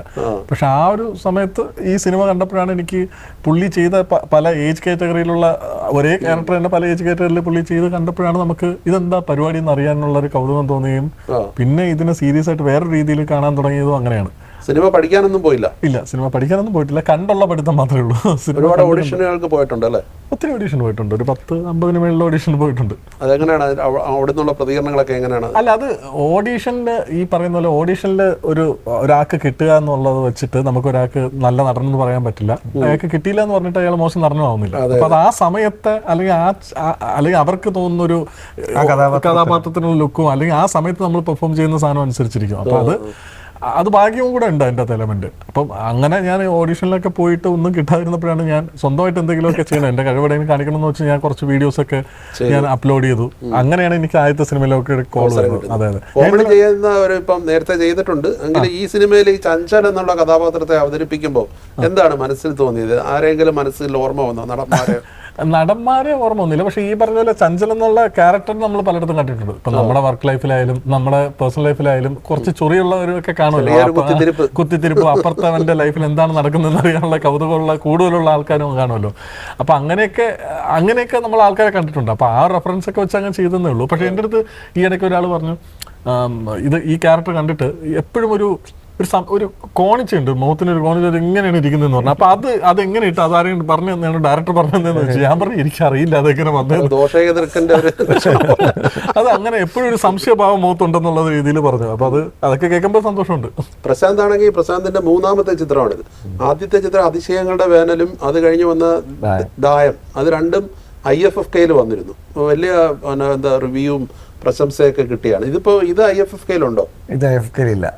എനിക്ക് അവസരം പോയോ? നഷ്ടപ്പെട്ടു. ചെറിയ സങ്കടമുണ്ട്. പക്ഷെ ഇത് ഈ അതിനുവേണ്ടി ഡിസൈൻ ചെയ്ത ഒരു പടമല്ല എന്നുള്ളത് കൊണ്ട് കുഴപ്പമില്ല എന്നുള്ളതാണ്. ഈ രണ്ട് സിനിമകളും ഒരു ആർട്ട് ഹൗസ് മൂവി ആയിരുന്നു അല്ലേ? ആർട്ട് ഹൗസ് എന്ന് പറയാം. കാരണം ഞാനതിനെ കുറച്ച് ഘടകങ്ങൾ വെച്ചിട്ടാണ് അതും ഇതുമായിട്ടുള്ള സെപ്പറേഷൻ ഞാൻ കാണുന്നത്. ഒന്ന്, ഈ കുറച്ചും കൂടെ കൂടുതൽ ഇൻഫർമേഷൻ നമ്മൾ പ്രേക്ഷകർക്ക് കൊടുക്കുന്നുണ്ട്, അവരെ കുറച്ചും കൂടെ സഹായിക്കുന്നുണ്ട് ഇത് കണക്ട് ചെയ്യാനായിട്ട്. മറ്റേത് കുറച്ചും കൂടെ അവരുടെ എഫേർട്ടും കൂടെ ആവശ്യമുണ്ട്, വ്യൂവറിൻ്റെ എഫേർട്ടും കൂടെ ഇതിനകത്ത് ആവശ്യമുണ്ട് എന്നുള്ളതാണ്. പിന്നെ ഇമോഷണലിയും അവരെ ഒന്ന് ഹെൽപ്പ് ചെയ്യുന്നുണ്ട്. മ്യൂസിക്, അതുപോലുള്ള പാട്ടുകൾ, അങ്ങനെയുള്ള ഘടകങ്ങൾ ഉപയോഗിച്ചിട്ട് ഈ ഒരു ഇമോഷനിലേക്ക് കൊണ്ടുവരാൻ നമ്മൾ ഒരു കൈത്താങ്ങ് കൊടുക്കുന്നുണ്ട്. ഇതൊക്കെ കൊണ്ട് ഈ കാര്യങ്ങളൊക്കെ ഇതിൽ കുറച്ച് കൂടുതലുണ്ടായതുകൊണ്ട് അതിൽ നിന്ന് മാറി നിൽക്കുന്നതാണ് എനിക്ക് തോന്നുന്നത്. അല്ലാതെ ഒരുപാട് ഘടകങ്ങൾ ഞാൻ അതിലുള്ളത് തന്നെ ഉപയോഗിച്ചിട്ട്. ഇപ്പോൾ ഇതിനകത്ത് ഈ സാധാരണ ഇന്നത്തെ കൊമേഴ്സ്യൽ സിനിമയുടെ ലാംഗ്വേജിൽ ഇല്ലാത്തൊരു കാര്യമാണ് ഈ നീണ്ട ഷോട്ടുകൾ എന്ന് പറയുന്നത്, നീണ്ട സ്റ്റാറ്റിക് ഷോട്ടുകൾ. അപ്പോൾ അത് നമ്മൾ പല സ്ഥലത്ത് ഉപയോഗിച്ചിട്ടുണ്ട്. 4 മിനിറ്റും 5 മിനിറ്റും ഒക്കെ വരുന്നത്, റൂഫ് ടോപ്പിലുള്ള 5 മിനിറ്റ് കൂടുതലുള്ള ഷോട്ടാണ്. അതുപോലും ഒരു ഇത് മടുക്കാതെ ആൾക്കാർ കണ്ടുകൊണ്ടിരുന്നോളും എന്നുള്ളൊരു കോൺഫിഡൻസ് വരുന്നത് മറ്റേടത്തുനിന്നുള്ളൊരു പയറ്റി തെളിഞ്ഞിട്ടുണ്ടായത് കൊണ്ടാണ്. പുതിയ തലമുറ ഈ ചിത്രത്തെ എങ്ങനെയാണ് കാണുന്നത്? ഇപ്പോൾ ഉദാഹരണത്തിന് ഈ സിനിമയിൽ ബാറിൽ പോയി ഒരു പെൺകുട്ടി വരുന്നത്, ഒരു ആദ്യത്തെ ബാറാകുമ്പോൾ അവിടെയുള്ള ആൾക്കാരൊക്കെ ഒരു സംശയദൃഷ്ടിയോടെ നോക്കുന്നുണ്ട്. പക്ഷെ ആ ഒരു അവസ്ഥ മാറിയില്ല. ഇന്നത്തെ കാലത്ത് ബാറിൽ വരുന്നതൊന്നും വലിയൊരു പുതുമയുള്ള കാര്യമല്ല. ഒരുപാട് ആൾക്കാർ മദ്യപിക്കുന്നുണ്ട്, ഒരുമിച്ച് വരുന്നുണ്ട്. അത് രണ്ടാമത്തെ ബാറിൽ പോകുമ്പോൾ ആരും നോക്കുന്നില്ല. അപ്പൊ അതുകൊണ്ടാണ് നമ്മൾ പർട്ടിക്കുലർ ആദ്യത്തെ ബാറ് ഇപ്പൊ തിരുവനന്തപുരം എന്നൊരു സിറ്റി, അവിടെ തന്നെ അങ്ങനെയുള്ള ഒരു ബാറ്, അതൊക്കെ വളരെ പർട്ടിക്കുലർലി നമ്മൾ വെച്ചതാണ്. ഇപ്പം അത് അങ്ങനെയല്ലാത്ത ഇപ്പൊ രണ്ടാമത്തെ ബാർ ഈ പറഞ്ഞ പോലെ തന്നെ ലോക്കൽ ബാർ എടുക്കാൻ കാര്യം. ലോക്കൽ ബാർ ഈ പറഞ്ഞ പോലെ ബാറിൽ പോകാൻ വേണ്ടി പോകുന്നതല്ലല്ലോ, മഴയത്ത് കയറി നിൽക്കുന്നതാണ് എന്ന് പറയുന്ന ഒരു ഘടകമൊക്കെ കൊണ്ടുവരുന്നത് അങ്ങനെയാണ്. അതിനെ ഒന്ന് സാധൂകരിക്കാനാണ്. ആ ഒരു ബാറിൽ മാത്രം ഉണ്ടാവുന്ന ഒരു എക്സ്പീരിയൻസ് ആണ് ഈ കമന്റ് അടികളും തുറച്ചു നോട്ടവും ഒക്കെ. രണ്ടാമത്തെ ബാറിന്റെ വിഷയമല്ല, അതിനെപ്പോഴും മാറ്റമില്ലെന്ന് തന്നെയാണ് എനിക്ക് തോന്നുന്നത്. ഈ ലോക്കൽ ബാറിൽ പോയി നമ്മൾ കാണുന്ന നമ്മൾ ഈ കാണിക്കുന്ന പോലത്തെ ഒരു ബാറിൽ പ്രശ്നം തന്നെയാണെന്നാണ് എനിക്ക് തോന്നുന്നത്. കുറച്ച് അറ്റൻഷൻ കിട്ടും. അപ്പോൾ ഈ സിനിമയിലെ ഓരോ ആർട്ടിസ്റ്റിനെ ഓരോ കഥാപാത്രത്തെ കുറിച്ച് ഞാൻ ചോദിക്കുമ്പോൾ അതിനുള്ള ഡയറക്ടർ എന്നുള്ള നിലയിലുള്ള ഒരു മറുപടി. ഇപ്പം ഈ സിനിമയിലെ റോഷൻ മാത്യു അതിലെ ഒരു നായകനാണ്, അത് ശ്രദ്ധേയനായ നടനാണ്. എന്താണ് റോഷൻ മാത്യു അനീഷ് ഡയറക്ടറുടെ വ്യൂ എന്താണ്? ഇതിലിപ്പം എല്ലാ ക്യാരക്ടേഴ്സിനെ പറ്റിയിട്ടും ഒറ്റ ഇതിൽ പറയുകയാണെങ്കിൽ, ഒരുമിച്ച് പറയാനാണെങ്കിൽ എല്ലാവരെയും ഞങ്ങൾ ഒരേ പരിചരണമാണ് എല്ലാവർക്കും കൊടുത്തിട്ടുള്ളത്. എല്ലാവർക്കും ഈ പറയുന്ന 4 പേർക്കും, പ്രധാനപ്പെട്ട 4 പേർക്കും ഞങ്ങൾ വളരെ എലാബറേറ്റ് ആയിട്ടുള്ള അവരുടെ ജീവിത കഥകൾ എഴുതിയിട്ടുണ്ട്, ബാക്ക് സ്റ്റോറീസ് എഴുതിയിട്ടുണ്ട്. അപ്പോൾ അവരെവിടെ ജനിച്ചു, എന്താണ് അവരുടെ പശ്ചാത്തലം എന്നൊക്കെ വളരെ ഇതായിട്ട് ഞങ്ങളുടെ റെഫറൻസിന് വേണ്ടി എഴുതിയിട്ടുണ്ട്. അപ്പോൾ ഇതിൻ്റെയൊക്കെ കുറച്ച് ഇപ്പം ചെറിയൊരു എനിക്കൊന്ന് വേറെ എവിടെയും പറഞ്ഞിട്ടില്ലാന്ന് തോന്നുന്നു. ഈ ഇവർ പോകുന്ന ഇതിനകത്ത് രാജൻ ഓടിക്കുന്ന വണ്ടി ഇതിനകത്തൊരു പ്രധാന കഥാപാത്രം തന്നെയാണല്ലോ. അപ്പോൾ ഈ വണ്ടിയുടെ മുകളിൽ ഇതിൻ്റെ എന്താണ് പറയുന്നത് അല്ല മുകളിൽ ഒരു ഫാമിലി ഫോട്ടോ വെച്ചിട്ടുണ്ട്. ഭാര്യയും 2 പെൺകുട്ടി, വയസ്സിൻ്റെ ഒരു ഭാര്യയും 2 പെൺകുട്ടികളുള്ള. അപ്പോൾ അതൊക്കെ ഈ ക്യാരക്ടർ ആവുകയാണ്. ഇത് നമ്മൾ സിനിമ എവിടെയും വരുന്നില്ലെങ്കിൽ പോലും ഈ ക്യാരക്ടറിൻ്റെ ആ ഏരിയ എല്ലാം നമ്മൾ അത്രയും ഡീപ്പായിട്ട് നമ്മൾ അതിലേക്ക് പോയിട്ടുണ്ട്. ഇതുപോലെ ശ്രദ്ധ ഓരോ ക്യാരക്ടറെ. ചഞ്ചൽ കാച്ചാണി എന്നാണ്, മറ്റേ രാജൻ കുന്നുകുഴിയാണ്. അപ്പോൾ ഇതിനൊക്കെ ഓരോരോ കാരണങ്ങളും ഇവരുടെ ഒരു പശ്ചാത്തലം ഒക്കെ അതിനകത്ത് വരുന്നുണ്ടെന്നുള്ളതാണ്. അതുപോലെ ഇതൊക്കെയാണ് ഇവർക്ക് ഒരു ഞാനത് പരിചരണത്തിന്റെ കാര്യമല്ല, ഈ റോഷൻ മാത്യു റോഷൻ എന്നുള്ള ആർട്ടിസ്റ്റിനെ പറ്റിയാണ് ഞാൻ പറഞ്ഞ പോലെ. ആദ്യം തന്നെ ഞങ്ങൾക്ക് ഒരു സംശയമില്ലാതെ ചോയ്സ് ആയിരുന്ന ഒരു ആള് റോഷനായിരുന്നു. ഇപ്പൊ റോഷൻ വന്നതുകൊണ്ട് വളരെ സൂക്ഷ്മമായിട്ടുള്ള സട്ടിലായിട്ടുള്ള ഭാവങ്ങളാണ് വരുന്നത്. അത് എനിക്കൊരു പേടിയുണ്ടായിരുന്നു. ഇപ്പം എനിക്ക് ഇതിനു മുമ്പുള്ള 2 സിനിമയ്ക്കും എനിക്ക് വന്നിട്ടുള്ള അനുഭവം എന്ന് വെച്ചാൽ ഈ അതിൻ്റെ സട്ടിലിറ്റി കൊണ്ട് ശ്രദ്ധിക്കപ്പെടാതെ പോകുന്നൊരവസ്ഥയുണ്ട്. കാരണം നമ്മളുടെ നാട്ടിൽ പ്രത്യേകിച്ച് ഈ ഒരു അവാർഡിന് കണക്കാക്കപ്പെടുന്നതൊക്കെ കുറച്ചും കൂടെ ലൗഡായിട്ടുള്ള ഒരു ആക്ടിങ് ആണ്. കുറച്ചും കൂടെ ഒരു ഭാവതീവ്ര പ്രകടനം വന്നാലേ അവർ നോട്ടീസ് ചെയ്യുന്നുള്ളതാണ്. അപ്പോൾ അതുകൊണ്ട് ഇപ്പം ദായത്തിലെ ആതിര രാജീവാണ് അതിൻ്റെ അകത്ത് ക്യാരക്ടർ ചെയ്തത്. ആതിര ചെയ്ത് ഞാൻ ഈ ഫിലിം ഫെസ്റ്റിവലുകൾക്കൊക്കെ പോകുമ്പോഴും എല്ലാവരും വളരെയധികം പ്രശംസിക്കുന്നതാണ്, ഇത് അവാർഡ് കിട്ടുമല്ലോ എന്ന് പറയും. ഞാൻ പറഞ്ഞാൽ എനിക്ക് തോന്നുന്നില്ല. അതുപോലെ തന്നെയാണ് അവാർഡിനെ വന്നപ്പോൾ വന്നത്. അപ്പോൾ ആ ഒരു കാര്യം, ഇത് ഈ ഇത്ര സൂക്ഷ്മമായിട്ടുള്ള ഒരു ഇതല്ല നമ്മുടെ നാട്ടിൽ ഒരു നല്ല അഭിനയം എന്ന് പറയുന്നത്. ആ ഒരു കാര്യം കൊണ്ട് മിസ്സായി പോകുമെന്ന് എനിക്ക് നല്ല ആശങ്ക ഉണ്ടാകും. കാരണം ഞാൻ ഓരോ പ്രാവശ്യം കാണുമ്പോഴും പുതിയ കാര്യങ്ങൾ വരുന്നുണ്ട്. ഈ കുഞ്ഞു കാര്യങ്ങൾ, ഈ അഞ്ജന പറയുന്ന ഓരോ കാര്യങ്ങൾ, അത് ഡയലോഗ് പറയുമ്പോഴായിരിക്കത്തില്ല, മിക്കവാറും റെസ്പോൺസുകളാണ്. അഞ്ജന പറയുന്ന കാര്യങ്ങൾ റെസ്പോണ്ട് ചെയ്യുന്ന രീതിയിൽ മുഖത്ത് വരുന്ന കുഞ്ഞു ഭാവങ്ങൾ, സൂക്ഷ്മമായ കാര്യങ്ങൾ. അത് ഈ നമ്മൾ സിങ് സൗണ്ട് റെക്കോർഡ് ചെയ്തുകൊണ്ട്, തത്സമയം സൗണ്ട് റെക്കോർഡ് ചെയ്തുകൊണ്ട് വന്നിട്ടുള്ള കുറച്ച് ആനുകൂല്യങ്ങളുണ്ട്. ആ ഇടർച്ചയും ഒക്കെ അതേപോലെ നമുക്ക് ക്യാപ്ചർ ചെയ്തെടുക്കാൻ പറ്റിയിട്ടുണ്ട്. അപ്പോൾ ഇതുകൊണ്ടൊക്കെ വരുന്ന കുറച്ച് കാര്യങ്ങൾ ഭാഗ്യവശാൽ ആളുകൾ അത് ശ്രദ്ധിക്കുന്നുണ്ട്. അതാണ് എൻ്റെ ഏറ്റവും വലിയൊരു ആശ്വാസം. ആ ഒരു ജസ്റ്റേഴ്സും പല രംഗങ്ങളിലും പെട്ടെന്നുള്ള ഭാവമാറ്റങ്ങളും എല്ലാം അതുപോലെ ആ കോമഡി ചെറുതായിട്ട് കോമഡി ആവുന്ന ഒരു ട്രാക്കിലേക്കുള്ള കോമഡി വെച്ചാൽ അവരെ സംബന്ധിച്ച് കോമഡി അല്ല, പ്രേക്ഷകരെ സംബന്ധിച്ച് കോമഡിയാണ്. അവരെ സംബന്ധിച്ച് ജീവന്മാറിനെ പോലെ അതൊക്കെ ആ ഒരു ആക്ടറിന്റെ റേഞ്ച് തന്നെയാണ്. സെറൻ ഈ പറഞ്ഞ പോലെ ആട്ടത്തിൽ ഇത് കണ്ടിട്ടാണ്. അപ്പൊ ആട്ടവും ഇതിലെയും ക്യാരക്ടേഴ്സ് തമ്മിൽ യാതൊരു സിമിലാരിറ്റി ഇല്ല. പക്ഷെ എന്തുകൊണ്ടോ ചില കാര്യങ്ങൾ, അതായത് ഈ ഒരു കുറച്ച് നാൾ കേരളത്തിന് പുറത്ത് താമസിച്ച് ആ ഒരു ജീവിത വീക്ഷണം മാറിയിട്ട് കേരളത്തിലേക്ക് വരുന്ന ഒരാൾ, അതാണ് ഈ ക്യാരക്ടർ. പക്ഷെ അത് നമ്മൾ വലിയ മോഡേൺ ഡ്രസ്സിങ്ങിലോ അല്ലെങ്കിൽ ഭാഷ ഒരുപാട് ഇംഗ്ലീഷ് പ്രയോഗിക്കുന്നത് അതിലൊന്നും അല്ല കാണിക്കേണ്ടത്. ആ ആക്ടറിൽ ഉണ്ടാവണം, ആ ക്യാരക്ടറിൽ ഉണ്ടാവണം എന്നുള്ളതായിരുന്നു. അപ്പോൾ അത് എന്തുകൊണ്ടോ ഈ ആട്ടം കണ്ടപ്പോൾ എനിക്ക് തോന്നി ഈ ആളിനത് പറ്റും എന്ന് തോന്നി. അപ്പോൾ അത് എനിക്ക് പിന്നെ എനിക്ക് തോന്നിയത് സരൺ ഓരോ 2 വർഷം കൂടുമ്പോഴും ഈ ഫാദറിന്റെ ജോലി കാരണം ഇന്ത്യയിലെ പല പല നഗരങ്ങളിൽ ജീവിച്ച ആളാണ്. അതിൽ നിന്നാണ് അത് കിട്ടിയെന്നാണ് എനിക്ക് തോന്നുന്നത്. അപ്പൊ ഇനി ആ ഒരു സരണിലേക്ക് വന്നതോടെ ആ ഒരു ഭാഗം പെർഫെക്റ്റ് ആയി എന്നുള്ളത്. ആ പെൺകുട്ടിയുടെ കഥാപാത്രം, ആ സെറിൻ അഭിനയിച്ച കഥാപാത്രം പറയുന്നുണ്ട്, ആർക്കും പറ്റിച്ചിട്ട് പോകാവുന്ന ഒരു മണ്ടി പെണ്ണായി പോയെന്ന്. അത് വാസ്തവത്തിൽ ഈ കാലഘട്ടത്തിലുള്ള ചില പെൺകുട്ടികൾ അനുഭവിക്കുന്ന അല്ലെങ്കിൽ അഭിമുഖീകരിക്കുന്ന ഒരു കാര്യം തന്നെയാണെന്ന് തോന്നുന്നു. അല്ലാതെ ഇപ്പൊ ഈ ഇമോഷണലി വൾണറബിൾ ആവുക എന്നുള്ളത് പലർക്കും, ഇപ്പം ഈ കുട്ടി എന്ന് പറഞ്ഞാൽ നമ്മൾ IIT-യിൽ ഫിസിക്സ് പഠിച്ച് അടുത്ത പോസ്റ്റ് ഡോക്കിന് വേണ്ടി US-ൽ പോകാൻ പോകുന്ന ഒരാളാണ്. അപ്പൊ അങ്ങനെയുള്ള ആൾക്കും അപ്പൊ ഈ പറഞ്ഞ ഇമോഷണൽ ഇന്റലക്ച്വലി യാതൊരു സംശയവും ഇല്ല, വളരെ ഹൈ IQ ഉള്ള ഒരാളാണ്. അയാൾക്ക് പോലും ഇമോഷണലി വൾണറബിൾ ആവുന്ന അല്ലെങ്കിൽ ഇമോഷണലി ആൾക്കാർ ഡിസഡ്വാൻറ്റേജ് എടുക്കാവുന്ന ചില പൊസിഷനുകൾ എല്ലാവരും ആയി പോകുമല്ലോ. അത് വളരെ നന്നായിട്ട് കണക്ട് ചെയ്ത് പോകുന്നുണ്ട്. ഇപ്പൊ ചഞ്ചല് പറയുന്നുണ്ട് ഇടയ്ക്ക്, ഇത് ഏതോ ഒരിടത്ത് കണ്ടതല്ല പറഞ്ഞു, ഷോർട്ട് ഫിലിമിലാണോ, അന്നേരം അതേസമയം ആൾക്കാർ മറ്റേ തുണ്ട് കണ്ടതാണോ എന്ന് തെറ്റിദ്ധരിക്കും. അവരതിനെ കുറിച്ച് പറയുന്നുണ്ടല്ലോ. അങ്ങനെ എല്ലാം കണക്റ്റഡ് അല്ലേ. അതുപോലെ ഭാര്യയുടെ അടുത്തേക്ക് ഇപ്പൊ ആൾക്കാർക്ക് പല സംശയങ്ങളാണ്. ഇവര് രാത്രി ബാറിലെല്ലാം പോയിട്ട് അവസാനം ഇവര് ഒരു സമാഗമത്തിലേക്ക് എത്തുമെന്നായിരിക്കും പ്രേക്ഷകൻ കരുതുന്നത്. അതിനൊക്കെ വ്യത്യസ്തമായിട്ട് ഇതിനെ ആ രീതിയിൽ പല ലെയറുകൾ കൊണ്ടുവരികയും അതൊക്കെ വളരെ കണക്റ്റഡ് ആയിട്ട് കൊണ്ടുപോകാൻ ഈ സിനിമയ്ക്ക് കഴിഞ്ഞിട്ടുണ്ട്. എനിക്ക് ഞങ്ങൾ തിരക്കഥ എഴുതുമ്പോൾ പലപ്പോഴും തിരക്കഥ വായിച്ചിട്ട് പലരും പറഞ്ഞൊരു ആശങ്ക എന്ന് വെച്ചാൽ ഇത് ഈ പല കാര്യങ്ങളും നിങ്ങൾ നടക്കുമോ എന്നൊരു സൂചന കൊടുക്കുന്നുണ്ട്. ഇത് നടക്കാതിരിക്കുമ്പോൾ പ്രേക്ഷകന് വലിയ നിരാശ ആവുമോ എന്നുള്ളത്. അപ്പൊ എനിക്കത് പ്രേക്ഷകൻ എപ്പോഴും ഇത് ഇത്തരം കാര്യങ്ങളാണ് ആഗ്രഹിക്കുന്നത്. അതെ അപ്പൊ അങ്ങനെ ഈ പ്രേക്ഷകർക്ക് ഈ പറഞ്ഞ പോലെ ഉണ്ടല്ലോ, ഇത് കഴിഞ്ഞ് ഇതായിരിക്കും എന്ന് വിചാരിച്ചെടുത്ത് നമ്മൾ അതല്ല കൊടുക്കുന്നതെന്ന് പറയുമ്പോൾ അതിപ്പോ പോസിറ്റീവായിട്ട് വന്നിട്ടുണ്ട്. ആ ട്വിസ്റ്റ് നല്ലതാണ്. എല്ലാത്തിനും ആ ഒരു ഡിസ്റ്റ് ഉണ്ട്. ഇപ്പൊ രണ്ടുപേരുടെ കാര്യം പറഞ്ഞു, അതുപോലെ നന്ദു രാജൻ എന്നുള്ള ക്യാരക്ടർ. നന്ദു ചേട്ടൻ ഈ പറഞ്ഞ എനിക്ക് എനിക്ക് വളരെ സന്തോഷം തരുന്നൊരു എക്സ്പീരിയൻസ് ആണ്. കാരണം ആദ്യം ഈ കഥ പറയുമ്പോൾ തന്നെ നന്ദുചേട്ടൻ അതിനെ സ്വീകരിച്ചത്, പിന്നെ എനിക്കൊരു പ്രതിഫലമുണ്ട്, പക്ഷെ അത് ഞാൻ നിങ്ങളെ നിന്ന് വാങ്ങിക്കുന്നില്ല, ഇത് ചെയ്യാൻ എനിക്ക് നിങ്ങൾ അത്രയും പ്രതിഫലം തരണ്ട എന്നുള്ളത് തൊട്ട് ആ ഒരു കമ്മിറ്റ്മെൻറ്റ് ഈ ക്യാരക്ടറിനോട് കാണിച്ചത്. അതിപ്പം ഈ പറഞ്ഞ ഞാൻ പ്രാക്ടിക്കലി ഒരു പുതുമുഖ സംവിധായകൻ തന്നെയാണ് നന്ദുചേട്ടനെ സംബന്ധിച്ചിടത്തോളം, ഇൻഡസ്ട്രിയെ സംബന്ധിച്ചിടത്തോളം. എന്നിട്ട് പോലും വളരെ പ്രൊഫഷണലായിട്ട്, ആ പ്രൊഫഷണലിസമാണ് എനിക്ക് എടുത്തു പറയാനുള്ളത്. അപ്പം അങ്ങനെ അത് ചെയ്തു.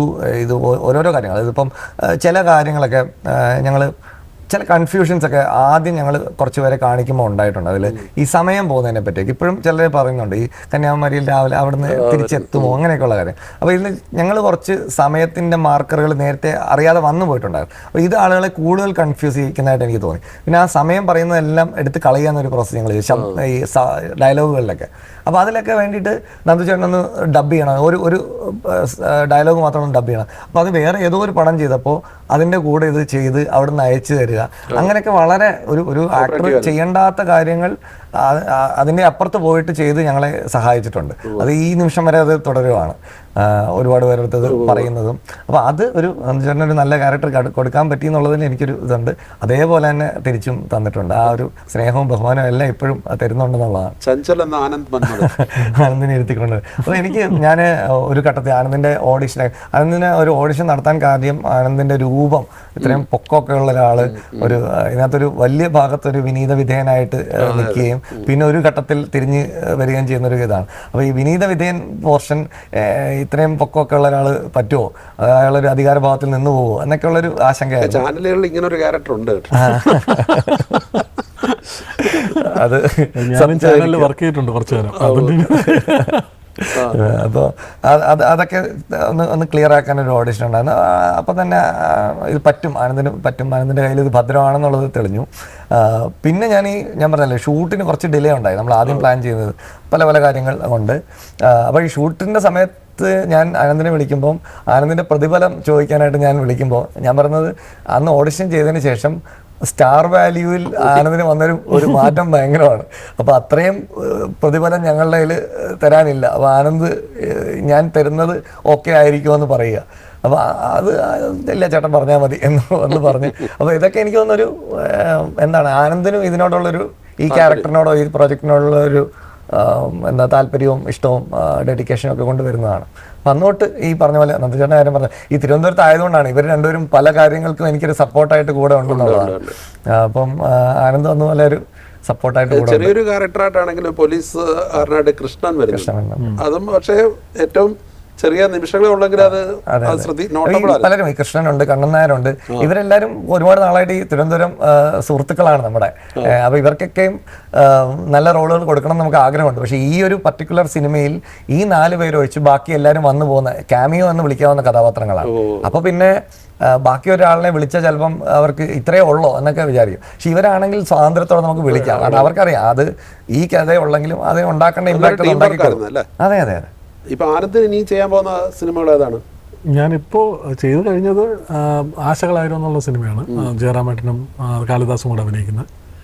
പിന്നെ അൽത്താഫ് അഭിനയിക്കുന്ന ഒരു സിനിമയുണ്ട്. പിന്നെ മെഡിക്കൽ മിറാക്കിൾ എന്നുള്ള സിനിമയിൽ വളരെ തിരക്കിലായി. കുഴപ്പമില്ല, അങ്ങനെ തിരുവനന്തപുരം തന്നെയാണോ താമസം അതോ കൊച്ചി? ട്രിവാൻഡ്രത്ത് തന്നെയാണ് താമസം. ആണല്ലേ?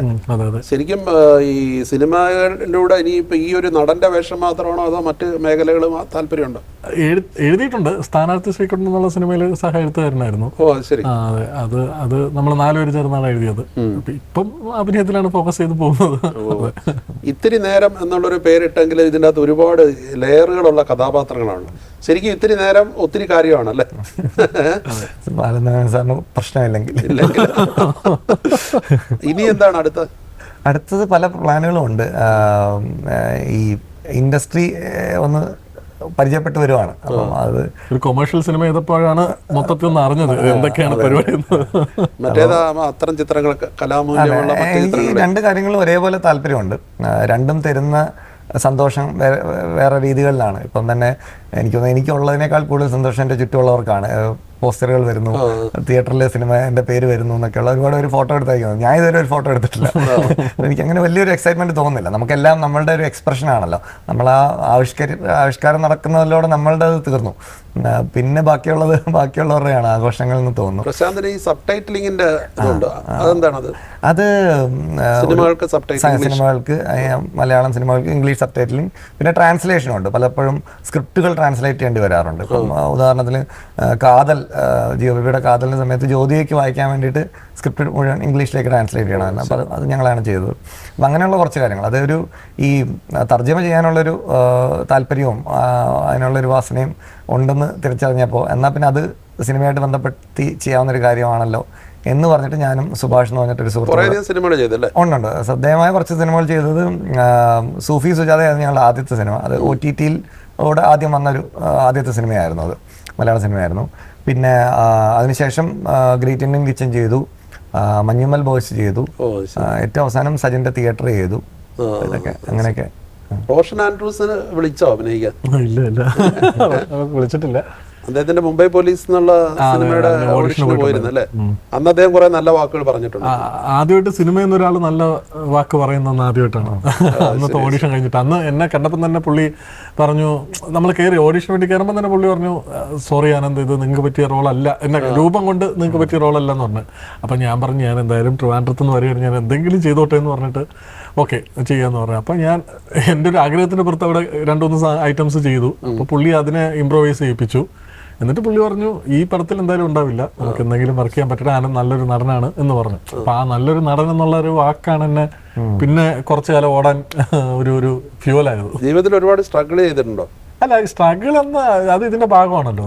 സിനിമ എന്ന് പറഞ്ഞ ഫുൾ ടൈം നിൽക്കുമ്പോൾ അതിന്റെ കൂടെ വരുന്നതാണ് സ്ട്രഗിൾ. പക്ഷെ അത് ഞാൻ എൻജോയ് ചെയ്തിട്ടേ ഉള്ളൂ. വീട്ടുകാരുടെയൊക്കെ ഒരു പ്രതികരണം എന്താണ്?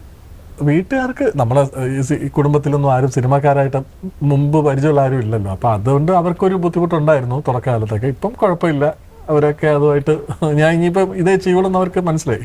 അപ്പൊ എന്തായാലും ഇത്തിരി നേരം എന്നുള്ള സിനിമ തിയേറ്ററുകളിൽ ഇപ്പോഴും ഓടുന്നുണ്ട്. നല്ല പ്രതികരണമാണ് അത് കണ്ട ആൾക്കാരിൽ നിന്ന് വരുന്നത്. പക്ഷെ വലിയൊരു റഷ് വരുന്നതുമില്ല. അതിൽ നിരാശയുണ്ടോ? അല്ല, നിരാശ എനിക്കറിഞ്ഞൂടെ. ഈ ഒരു നമ്മളുടെ ആസ്വാദന ശീലത്തിൽ വന്ന കുറച്ച് മാറ്റങ്ങളുണ്ട്. കാരണം ഈ ഒരു ബഹളമുള്ള അല്ലെങ്കിൽ വലിയ സ്പെക്ടാക്കിൾ ആയിട്ടുള്ള ഈ ബ്രഹ്മാണ്ഡം എന്നൊക്കെ പറയുന്ന ആ പേര് തന്നെ കുറച്ച് പ്രശ്നമാണ്. അപ്പോൾ അങ്ങനെയുള്ള പടങ്ങൾ മതി, തിയേറ്ററിൽ കണ്ടാൽ മതി എന്നൊരു തീരുമാനം പ്രേക്ഷകർ എടുത്തിട്ടുണ്ട്.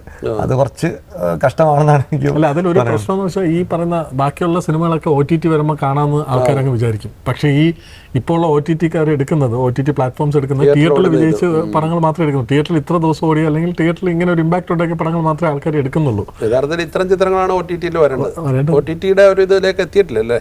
OTT ചർച്ചകൾ നടക്കുന്നേ ഉള്ളൂ. അപ്പോൾ എന്തായാലും ഇത്തിരി നേരം ഈ സമീപകാലത്ത് ഇറങ്ങിയ ഏറ്റവും മികച്ച ചിത്രമാണെന്നാണ് എൻ്റെ അഭിപ്രായം. കുറേയധികം സിനിമകൾ കാണാൻ കഴിഞ്ഞിട്ടുള്ള ഒരു പ്രേക്ഷകൻ എന്നുള്ളതിൽ അത് ഇനിയും കൂടുതൽ വിജയമാകട്ടെ, കൂടുതൽ അംഗീകാരം ലഭിക്കട്ടെ. നിങ്ങൾക്ക് രണ്ടുപേർക്കും എല്ലാ ആശംസകളും. Thank you.